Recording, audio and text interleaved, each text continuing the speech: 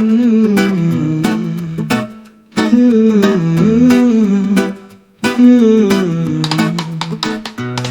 masama ang mag-ipon para sa di pa tiyak na bukas, ngunit hindi naman mabuti kung para sa bukas uubusin mo na ang iyong lakas. Nakalimutan mo nang tingnan ang ngayon dahil nakatuon ka sa parating pa lang na panahon. Napagkapagod ka ng sobra dahil nais mong magtayo.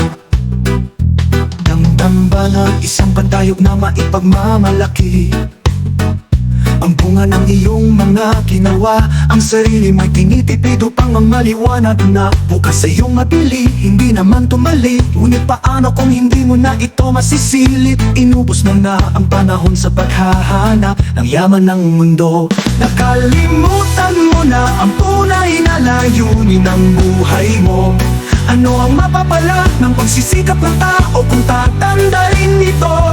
Ang kaginhawaan ba ng buhay ay sapat ng kapalit sa mga pagpapagana? Pinagdaanan nito, mapipigilan ba ng yaman ng mundo ang ating pagtanda? Maaari bang ibayad ang ginto upang hindi tayo mawala? Ang tahanang itinayo ng matayog ay mahirap, nang akyatin ang nanginginig na ang tuhod. Maganda kung may masisilungan, masaya kung may malalapag sa hapagkainan, mainam kung may matutupad sa mga biglaang pangangailangan. Ngunit mayroon ba kapanatagan kung malayo pa sa'yo ang tunay na kaligtasan? Hindi tayo kayang iligtas sa matayog na gusali. Ang matatag na kumpanya ay wala ring silbi. Ang ating pagtaya hindi kayang pigilan ng salapi.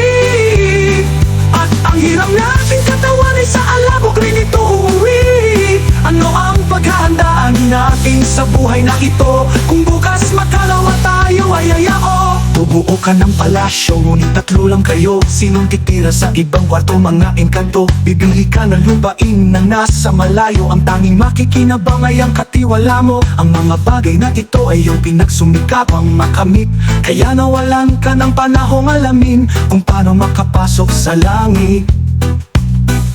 Nakalimutan mo na ang tunay na layunin ng buhay mo. Ano ang mapapala ng pagsisikap ng tao kung tatandarin nito?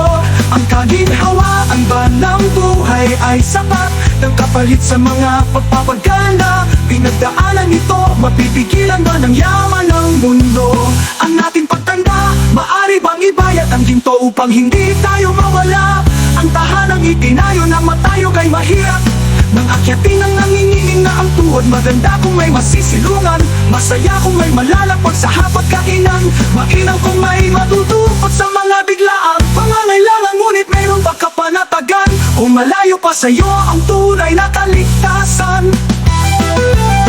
Hindi tayo kayang iligtas sa matayog na gusali. Ang matatag na kumpanya ay wala ring silbi. Ang ating pagtaya hindi kayang pigilan ng salapi.